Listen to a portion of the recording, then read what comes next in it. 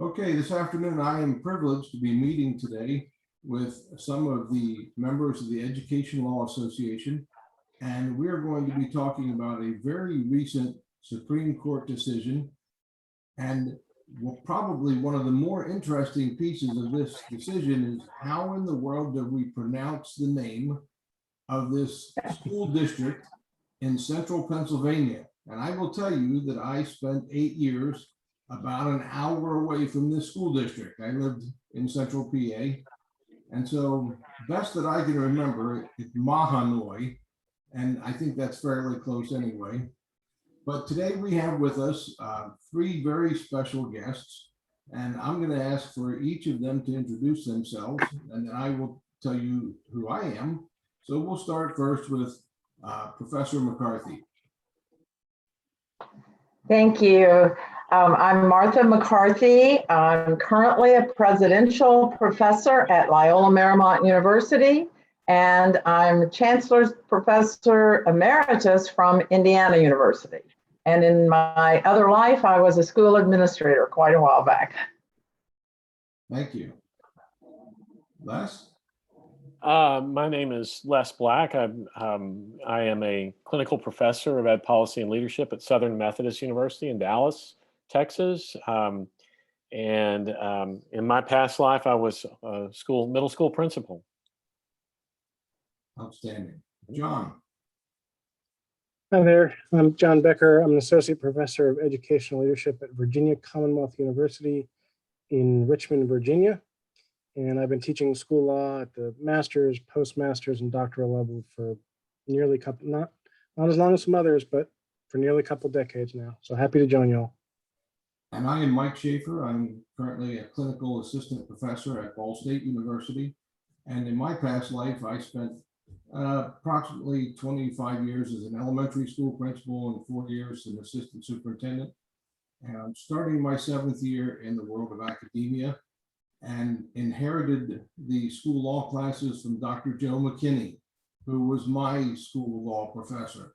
And so, and I will throw this little blurb in there. The school law book that we use is one that was authored by Martha. And so my students are especially excited about the fact that I'm getting to talk to a very famous person in their mind. So there we go. So we're here today to talk about this. And, you know, the interesting thing to me, when we look at a Supreme Court case, almost every time a name gets attached to it. And the first thing that I noticed was that in the news media, you know, we all love the news media. And the first thing that I heard them attach to this was, this is the swearing cheerleader case. And I'm like, oh, come on. You know, why can't we give it some dignity to this?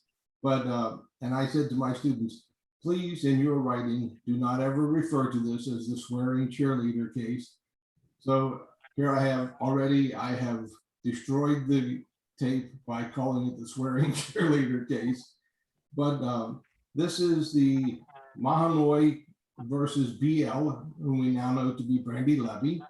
And what I would like to start off with is, and Martha, I think we're going to start off with you.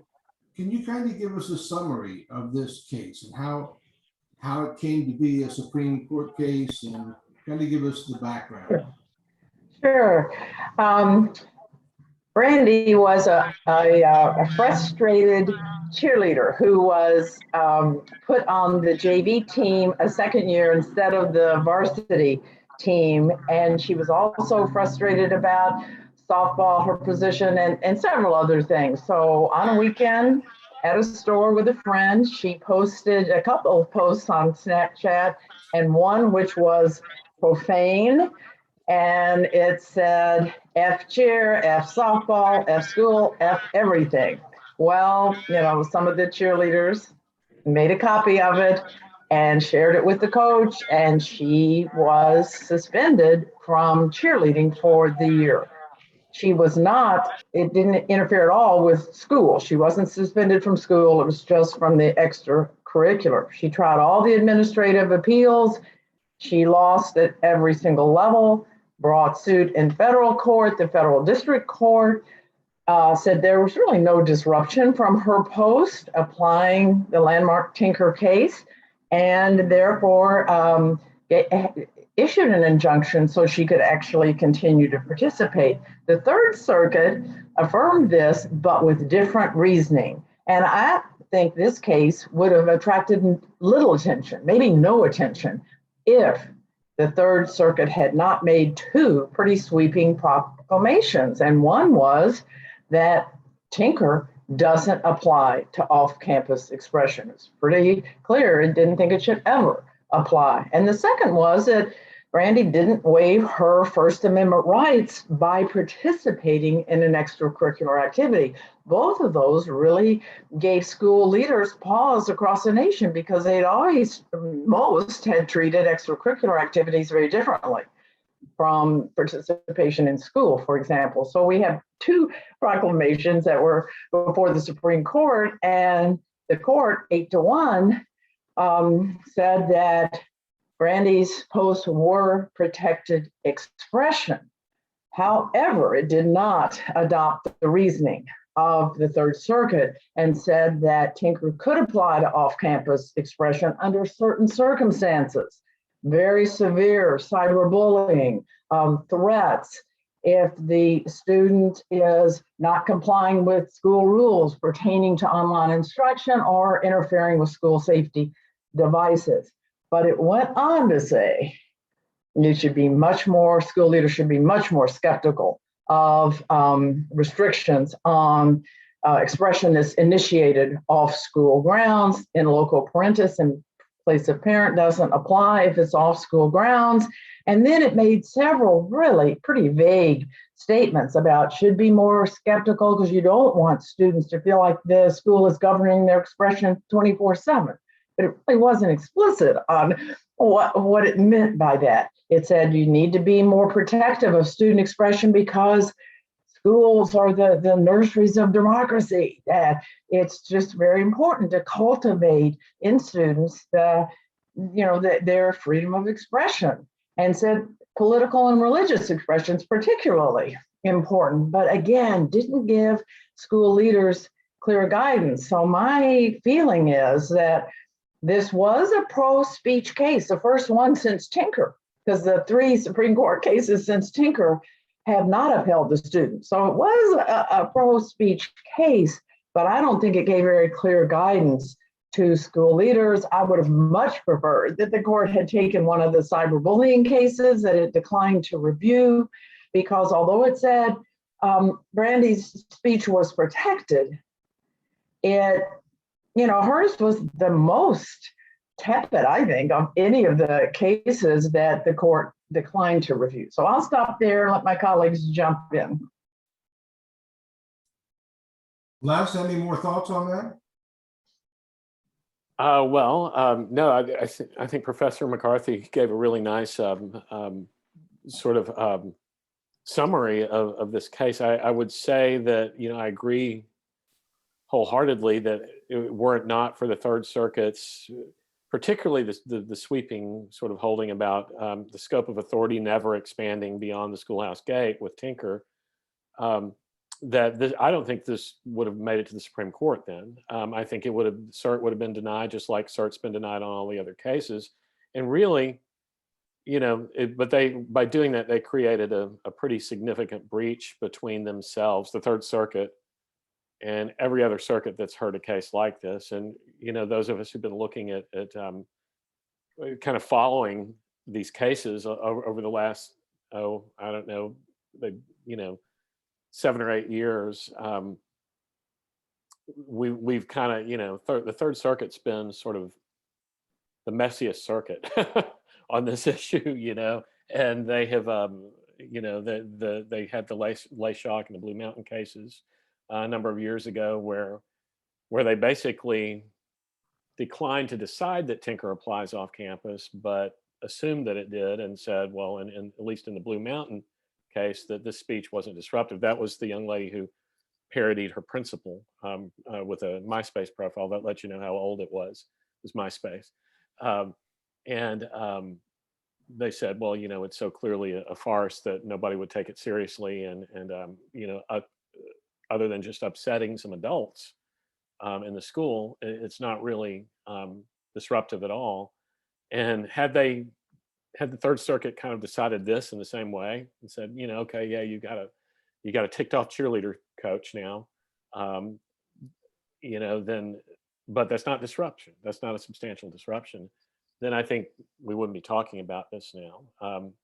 And I also agree with Martha that this it's kind of disappointing that it gets to the Supreme Court with a case like this, because clearly, clearly she was going to, the student was going to win. Her rights were clearly violated. It clearly was not disruptive speech. But yet there was this other side to the story about whether the scope of authority can ever go off campus. And especially those of us who've been in the field understand how disruptive these things can be in the school in real ways. Well, and I look at this too from the perspective that we always have looked at things from if it were an action that occurred on the way to school or on the way home from school or a school activity, that yes, that's going to be considered, that's an issue. But already from the beginning of this case, we knew she was not using school equipment. She did not mention the name of the school. She was not wearing a cheerleader's uniform. She did not mention the name of the school. She didn't even mention the mascot.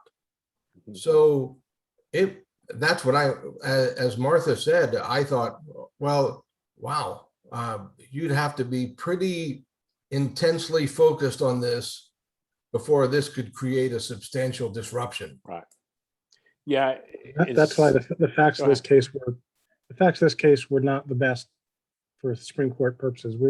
We've been waiting for an off-campus speech case for a long time, and then they got this one, which is unfortunate. I thought, for example, there was the Taylor Bell case. I think it was the 11th Circuit in Mississippi. It was a student who composed he was an aspiring hip hop artist and composed a rap song that sort of referenced maybe some coaches and teachers in the school, and there was referencing gun violence. And that was a fact pattern that I thought could really raise some important issues for the Supreme Court. But they denied cert on that case, and we got this one instead. And I think it's a little bit unfortunate. So let me jump to the next question, because I think this fits here. And that is, what was it about this case that caused the school district to say, we can win this case? Because I look at this as, I'm not an attorney. I know I'm not an attorney. I'm a school administrator and an ed leadership assistant professor. And I'm reading this case and I'm thinking, there's no way in the world they would win this case as a school district. And I think as a school leader and their attorney, what was it about this case they thought they could win it? Because it costs a lot of money to try a case before the Supreme Court. So what was it? I think I'm missing something there. Well, I'll jump in, but I hope my colleagues will as well. I can't second guess why they thought they would win for openers or whether they even thought they would win. But I think the main thing they wanted to do was contest the sweeping statement that schools can never curtail off-campus expression. And I find myself in really unfamiliar territory here because I've always been a real student speech advocate. And all of a sudden I'm thinking the cyberbullying victims, I do a lot of research on cyberbullying and the terrible impact this is having on our youth right now. And to think that schools could not curtail some of that. And as John mentioned, the other circuits had some pretty interesting cases. All the other circuits that have dealt with this, there's 6 that have dealt with it, the 5 all upheld the school. And I just wish one of those fact patterns had been accepted, but the court declined to do so. If you look at the amicus briefs before the Supreme Court, it seemed to me an unusually high number that weren't for either party. They weren't, arguing for the school or for the student, but said, we want a different rationale. We don't want to see that Tinker isn't applied. And my personal feeling is, I wish the court had just said, Tinker applies. I think it's a high standard. I think there'd still be plenty of freedom of speech for students, because you still have to show that it's either disruptive or interferes with the rights of others. And I wish the court had given a little clarity there, rather than saying, sometimes Tinker will apply, but we're not going to tell you when. And that, I think, is difficult for school leaders. Yeah. Okay, go ahead, Les. No, you go ahead, John. I'll defer to you. I'm also guessing, and I think Martha's right, that the lawyers for the school district didn't want the Third Circuit precedent to stand, because it was a bit of an outlier. And so they felt an obligation to support their administration's ability to discipline students off campus. Yeah. My question, though, and Michael and others who've worked as school administrators might weigh in on this, is to what degree do administrators really want to be policing students off campus? I mean, obviously there are cases where they have to intervene, and this court, I think, got us a little bit closer to that. The really severe cases, the really targeted cases where someone is directly threatening an individual. Those are things school administrators have to be able to deal with. But do they really want to be policing students 24/7? No, that's the simple answer. No, because especially in the world with smartphones, you can spend every day, all day, policing students. That's all there is to it. And to the point where that's all you do. So if that's what you want to do, then but then it's so, every year before school started, we would have to have our school attorney come in and give us a new seminar about these are the things you can and cannot do in regard to student free speech, on what they say on Facebook and what they do with their phones, and whether you can take a student's phone away, and whether you can look at a student's phone, or whether you tell the student to power down the phone before you take the phone away from them, and all of these things.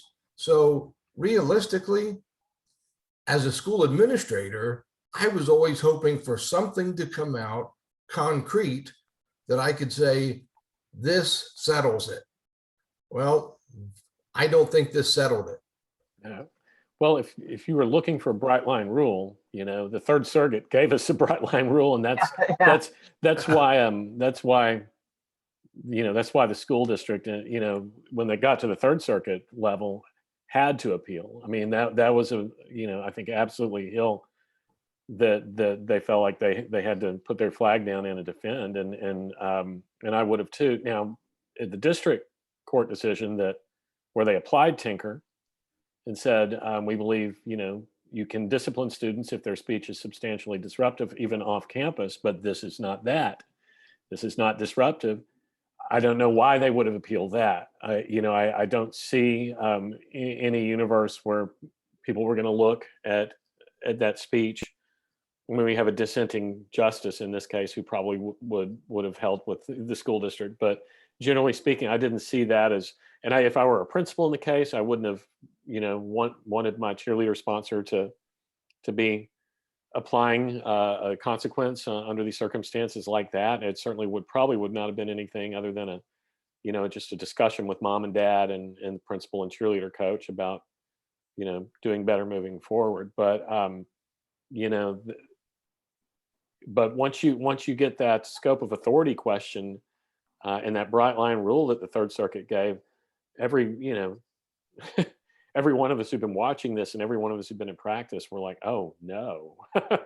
And I knew when I saw it, I knew Third Circuit wouldn't stand. I mean, I just really felt it at a gut level that there was no way that it would get to the Supreme Court, and the Supreme Court would say that schools have absolutely no ability, unless it's a true threat or something like that. Because it's just, there's so many cases where kids engage in threatening but not true threat, kinds of speech that creates huge amount of disturbance in the school community. And with all the focus on bullying and cyberbullying, and I didn't see it happening. But yeah, so the answer to that question will be different based on if we're talking about from the very beginning. If I were involved as an administrator, I don't think it would have ever gotten to court, right? But once they lost at the Third Circuit, they had to fight that, I think. And I think Martha's rationale is exactly right. Well, and the other thing is that the decision threatened anti-bullying laws across states. Every state has an anti-bullying laws, and over a third of these actually impose school penalties for cyberbullying, Right. and they define cyberbullying. And I really am sympathetic to John's point about, school leaders don't want to be monitoring student expression 24/7. But on the other hand, I'm very sympathetic to victims of cyberbullying, and we've seen an incredible increase in suicides, and many of those teen suicides are linked to cyberbullying. And so these state laws were in jeopardy under the Third Circuit. If the Third Circuit decision had been affirmed in full, those laws would have definitely been in jeopardy. I think there's some question about some of these laws right now, even under the Supreme Court's ruling, because it was pretty vague on how you define severe cyberbullying. What does it take for it to be severe? I mean, there's just a lot of questions left. But I did review for another purpose some of the cyberbullying laws recently, and some are very explicit as to what should and must in those states evoke some kind of school penalties. Right. So who really benefits from this ruling of the Supreme Court? I mean, if we look at this big picture, who benefits? Does the schools benefit? Does student free speech benefit? I know we'll understand the implications more as time goes by, but right now, what's your first gut reaction to it? So I think at one level, it's a win for students. What I often point to Clarence Thomas's concurring opinion in Morse, which is right to a point, and then comes to a screeching halt where it's wrong. Where he says, we said students don't share their constitutional rights at the schoolhouse gate, but then we've been chipping away at it, right? Like they have rights, but not to obscene speech. They have rights, but not if they're advocating for drug use. And we're chipping away at it. And you're like, yeah, you're right. We've been chipping away at this student free speech rights. And he says, well, frankly, I don't think they should have any rights. So, he sort of veered in the wrong direction there. But my point is, we have been kind of systematically chipping away at this notion that students don't shed their constitutional rights at the schoolhouse gate. And so here we have the Supreme Court effectively saying, yeah, we're still going to give school administrators the ability to discipline students for off-campus conduct, but they shouldn't just be wielding that power wildly. They've got to be careful if they're doing that. So it starts to bring back the power that we've given school administrators to discipline students for off-campus conduct, and in that way, it's kind of a victory for students. I feel like it's sort of almost just a extension of the status quo. They're little sort of philosophical. There's some language here and there that seems to be, like you both mentioned already, this is the first sort of pro speech case since Tinker, whereas the others have been chipping away. This is not a chipping away at anything, but at the same time, there are other little components in it that make me wonder if it may actually harness in student speech rights a little bit.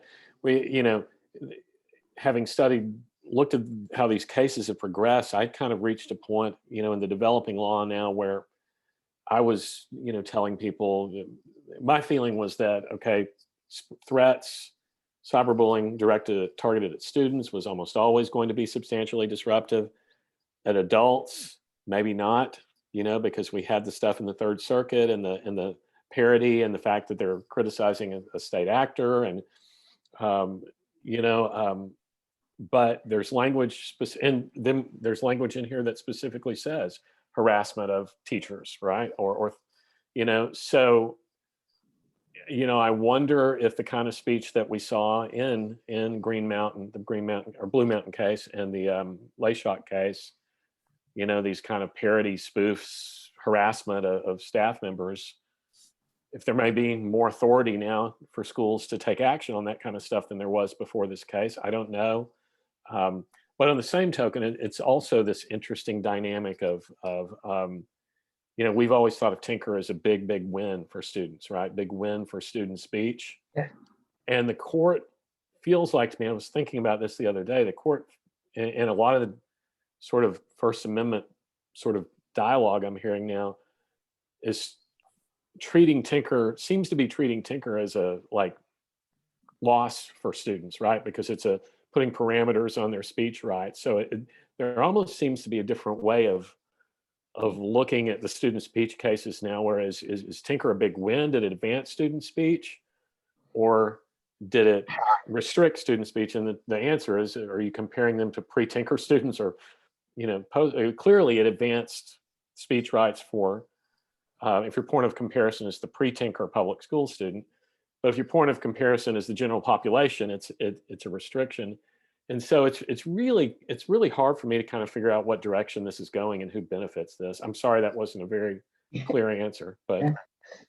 Well, yeah, and you know, I used to think it would be distinguished as to whether the students were saying harmful, hurtful things about classmates versus employees. So I thought that would be a really clean way to look at it. But if you look at the Second Circuit and Fifth Circuit cases, these were demeaning things about staff members, and the students did not win. And as you pointed out, there is language in there that it may be that if it's you know, harmful to the school community, and that could include staff as well as students. The one thing that, well, there's several things that bother me about this decision as far as the lack of clarity, but one thing that's kind of jumped out at me, and that is where the court said particularly political and religious expression needs to have quite a bit of protection. Well, could a student be condemning LGBTQ classmates and say, but this is based on my sincere religious beliefs, and therefore you cannot discipline me for that? I think under this ruling, it's possible that we'll see that. So I think there's going to be more hesitation on the part of school personnel when there really is something harmful about classmates taking action. I went back and looked at the Fourth Circuit decision with the website on the Shay has herpes, and looked at that and tried to look at it through the eyes of this decision. I'm not sure what the court would do now on that. So I just think it's going to maybe make administrators more hesitant if there's off-campus, something that's initiated off-campus that clearly is hurtful to whether it's staff members or students, and it may make courts, more hesitant. And, my feeling is, what is the difference if the student is 5 inches off school property and hits send, or if they're in the school parking lot and hit send, where it would be then an in-school speech case? I'm really more focused on where the expression lands than where it is initiated. And now with the internet, I mean, it's just, you can send things to a lot of people with one click, whereas the schoolhouse bully had a very small audience. Yeah. And it never goes away. It never goes away. Yeah. And that's the part that our students still don't get. They say, well, it's on Snapchat and it disappears after a time. No, because anybody that wants to save something just takes a screenshot, or they take a picture with another phone, as in this case. So the problem, I think, and when we look at, where, yes, it definitely does appear to be supporting student free speech. And the thing is, we're talking about probably the group out of all the students in the world, or all the people in the world, who have the least ability to regulate speech when they're angry. So they're probably least able to control themselves, but they do have a right of free speech. So the thing I thought was interesting was when they talked about this 24-hour thing, considering all of the speech in the 24 hours. And I didn't quite understand all of that. And so I wonder if anybody could jump in and talk about when they said that from a student speaker's perspective, if the schools are going to regulate it, they have to regulate all 24 hours. So what does that mean? How does that apply here? Could I speak to that? Because I was looking at that earlier this morning and just kind of taking some curiosity in that, unless somebody else wants to go first. I just think, what they're saying here is that from the student perspective, that's the whole ball game, right? If you control me when I'm at your school, and then you can control me when I'm at home too, then I'm never not in your control. And so I think, they were making that point to make the additional point that any attempt to control speech off campus must be met with a high level of skepticism, right? And there's just a high burden to meet, I think was the phrase they used, a really high burden to meet to justify any kind of intervention. And I think I also, I agree with Martha about, the whole time I've been saying, look, Tinker is a really flexible rule. Why don't we just use Tinker? Why don't we just apply Tinker? And I'm comfortable with that. And, probably a lot of us are. But the problem is some people apply it the same way they would for on-campus behavior, So if I'm your teacher and you call me you say I'm fat and ugly, in the middle of the classroom, I'm going to discipline you in front of other kids because that's going to undermine my authority. And if I don't do so, but, off campus, it's a different story. It's a much higher burden. Our interest goes down, and some of that stuff we just, we have a hard time, I think, as school administrators, and I've not been a principal now since 2012, but I still lump myself in that category. I think we sometimes, have a hard time understanding just a different standard, greater skepticism towards taking discipline when students are off campus.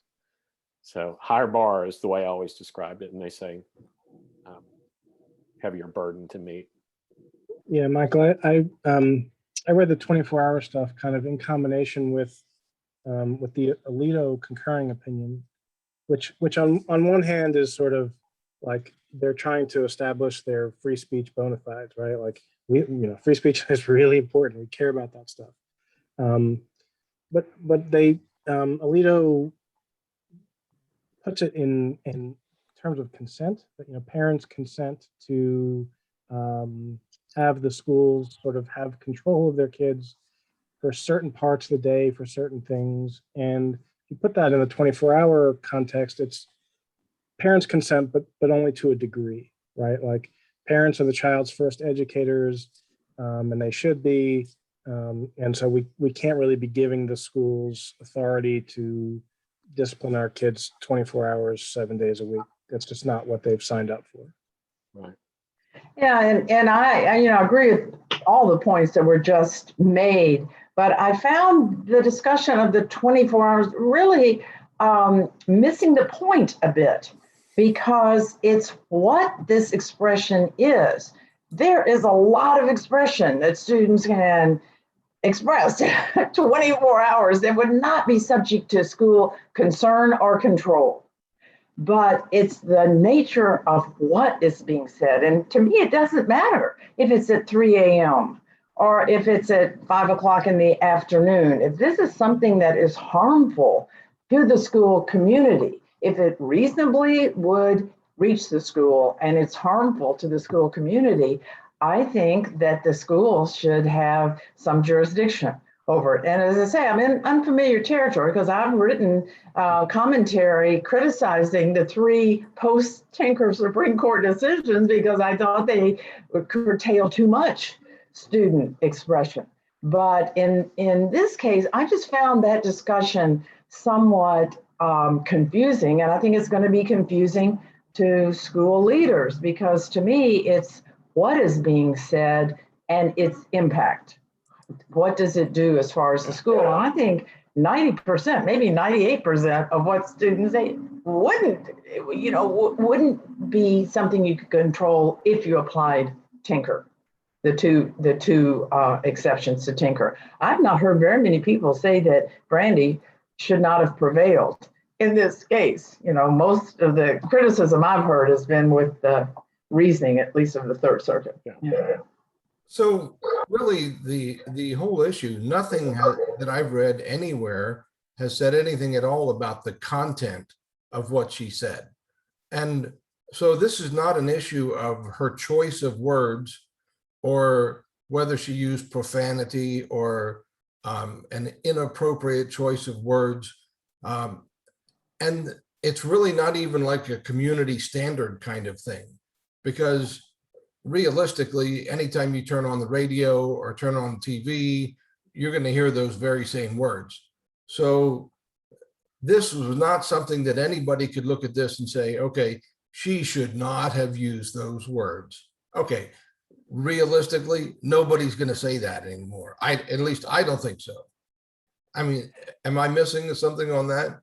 Well, there was one amicus brief that was authored by Jay Sekulow that said, the student should have the right to express, but because it was profane and it was directed toward minors, that she should have lost. And that was the only amicus brief I think I saw that took that position because of the actual language. And I thought it was really interesting that the majority opinion said, this is how teenagers speak today. And Exactly. I thought, good for him being his age that he knew that's how teenagers speak today. But I agree with you, Michael, that it's rarely do we hear that. That was the only amicus brief I think that I saw that focused on the profane language. Well, and Martha, I heard that Breyer got that from Justice Kavanaugh, who I guess coaches high school girls basketball. Ah. So he knows kids of that age and how they talk, especially around extracurricular things.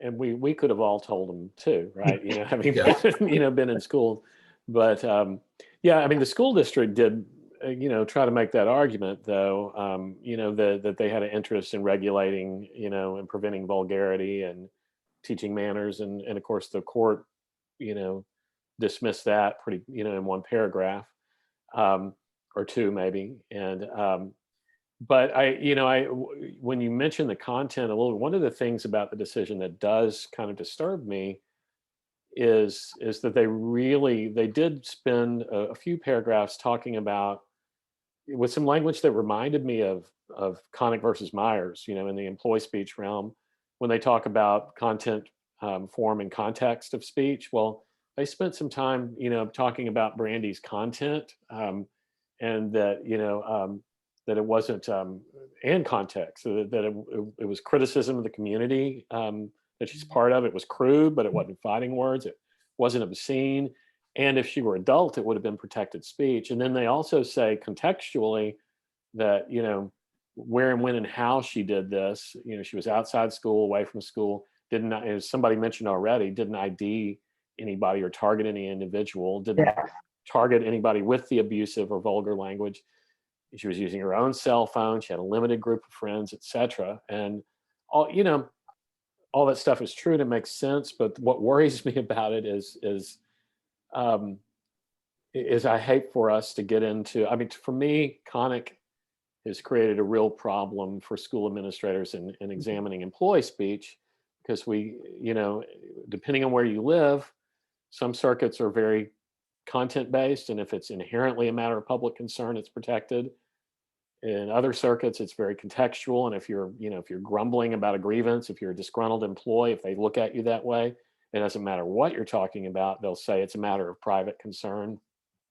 And that's potentially, if future courts run with those themes, that's potentially something I think that could create, more conflict between circuits and sort of a disparity in the level of speech rights that students have. That's one way it could inhibit speech rights of students in certain areas if they're in circuits where the judges, say, well, we're going to let the context of your speech overrule the content or vice versa. So I just thought it was kind of interesting that bubbled up at one part of the decision. Yeah. But another way to look at that, and I agree with what you just said, but another way to look at that is that it might be helpful to school leaders, because if the student is not targeting specifically, classmates or teachers, and in the cases in the 5 other circuits, they were either targeting specific individuals or groups of individuals. And if they're not doing that, they may be more cautious in curtailing the expression. So, the flip side of that is that they may find that somewhat helpful in looking at the context and the content and how hurtful it is to it. I mean, it was so clear she was venting frustration. She wasn't saying the rules of the cheerleading program suck, and going on and on very specific things that would maybe be argued to interfere with morale. Of course, that was an argument that the school made, that this did interfere with morale on the cheerleading squad. But I think if the facts had been different, they might have been able to make a stronger argument. Right. No, I agree. I think, that language can be helpful to practitioners. I just worry about judges running with it in the future. But definitely, that's definitely the silver lining to that. And I think if you look at this from a poetic standpoint, at least she used parallelism and in her writing, in her speaking, and this was probably kind of an off-the-cuff thing. I don't think she sat down and wrote this out and memorized it ahead of time. So she's expressing herself, and she may end up as a poet laureate someday. I in some areas of the world that would be respected. I might use her as an example of parallel construction in my future writing seminars. There you go. Yeah, in rule of 3. So let me ask another question, and this is one that I always kind of wonder about, because when we have students that participate in extracurricular activities, we tend to have different sets of rules for them. Like if we're talking about voluntary drug testing for students that are on football teams or whatever, we can do that, but we don't do that typically for, students at large in the whole school. So is there any part of this that would apply to, because of the fact that she was part of an extracurricular activity, that this should be considered differently? And because we expect them to maintain a certain grade point average in order to participate, or a certain level of expectation of, community standard, or, the way that we represent the school and that kind of thing. Is there any piece of that in here anywhere? Well, I'll start us off. I was really disappointed that the Supreme Court did not say more about the extracurricular part of this, because she had no school penalty at all, only the extracurricular participation. And I think it was only in the dissent Justice Thomas talked about extracurricular being a privilege and that, that's something that school can take away. But, nationally, school districts consider extracurricular participation a privilege. And we have a slew of cases. Now, not a Supreme Court decision, but we have a slew of cases. And as you mentioned, the drug testing, many things can be applied to extracurricular, skill level. There are just a lot of things that can be applied that could not be applied to the regular school program. And it just seems that coaches have been given a lot more discretion. If something is going to interfere with the team cohesion and other things, they've been given a lot more discretion. And I thought it was really interesting that the Third Circuit made such a point of saying you can waive certain rights if you knowingly do so. But what she signed, which said, among other things, she would not spread negative information about the school. They said she wasn't spreading information. She was spreading her opinion or venting whatever. I think that's kind of splitting hairs a little bit as to what she was spreading about the cheerleading program. But she had signed something, and so had her parents sign it. So I just think I wish the court had spent more time on the extracurricular part, because I think this made schools very nervous with the Third Circuit ruling, at least. Yeah, there was some thinking that that the fact that this involved an extracurricular activity could have given the court the ability to just say, well, this case is different for that reason. Had she been suspended from school, that would have been wrong, but this is just cheerleading, no big deal. So we're going to find against the student, but they didn't do that. And so in my opinion, it's probably good that they didn't, get too involved in the idea that this was an extracurricular activity. All right, now, John, that brings up an interesting question. And John, you said you have not been a school administrator, is that correct? Correct. So Martha and Les, this would be for you. And I've also been a high school principal for a period of time. And, one of the arguments that always comes up, and so I'm treading on very thin ice here, and I will admit this, but one of the comments that you made is that people have said, well, because this was just cheerleading. And, many years ago, way back when I've been in the field of education for 37 years. So this is a long time ago. And that the thought that at that point in time, way back in the dark ages when I started, cheerleading at that time, and I'm very carefully saying those words, at that time, was not considered a sport. It was considered supporting the boys' teams. And believe me, I guarantee you, cheerleading is considered it is a sport today. It is very clearly a sport today. But I think there are people who still want to say cheerleading, if this were anything else but cheerleading, this might have gained some other kind of decision. Now, what do you think about that? When I, again, former principal speaking, but when I introduce the concept of due process to my students, I try to talk to them about the idea: the greater the deprivation, the greater the process due, right? And so I say, so for short-term suspension versus longer-term suspension versus, alternative school versus expulsion versus imprisonment versus the death penalty. And then of course, the highest of all, removal from the cheer squad, right? And I always make that joke because here in Texas, that's the highest level. Yeah. But anyway, I don't, it may have been different. I hadn't really thought about that. It may have been approached differently.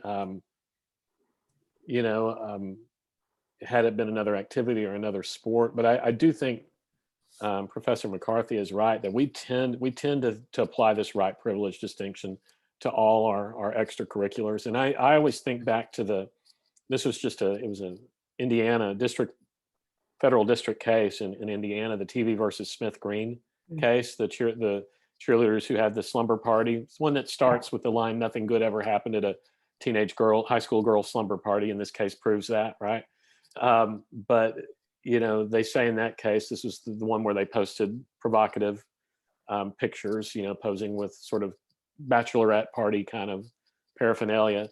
And they ended up getting removed from cheer and choir and some other extracurricular kinds of activities.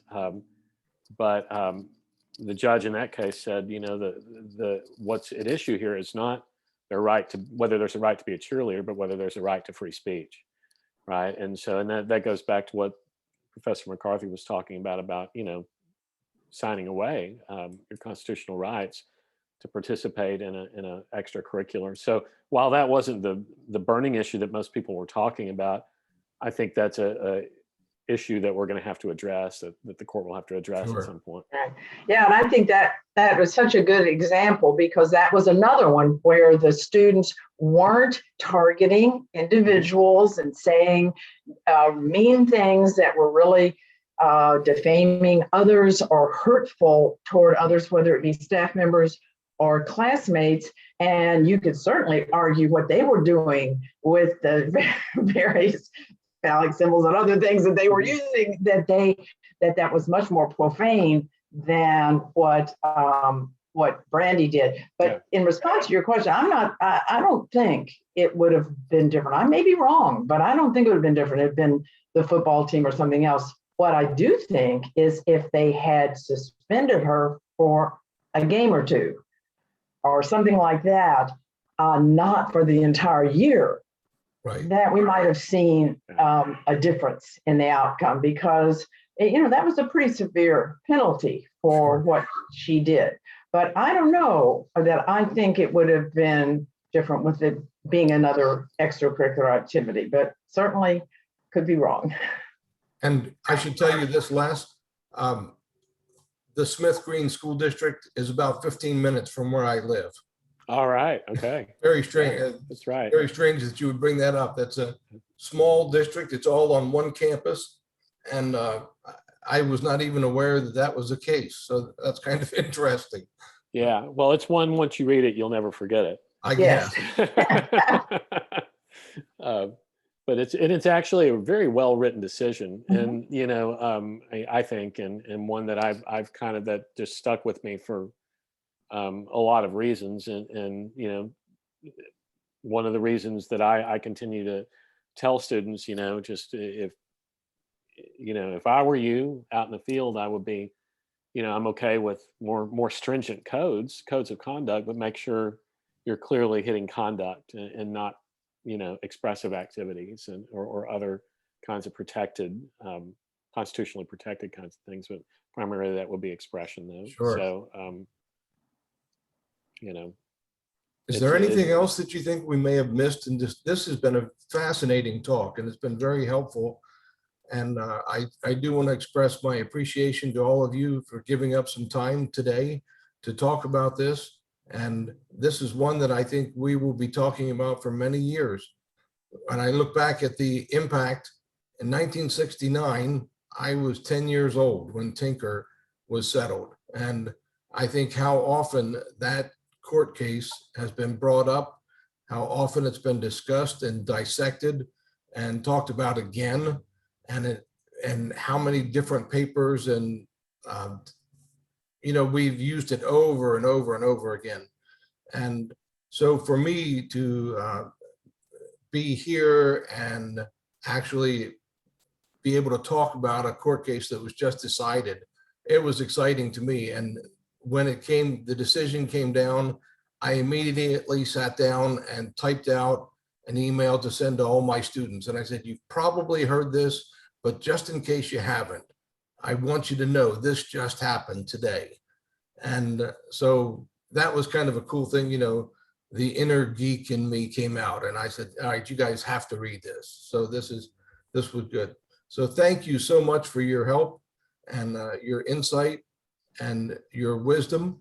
And I hope we'll maybe get to do this again sometime. I definitely appreciate it. Thank you. Thank you. It was great. I enjoyed participating. I would always, anytime I'd love to do it. And it's an honor to be with all three of you and to see your faces again. I feel the same. Hope to see y'all in San Antonio. All right. Thank you.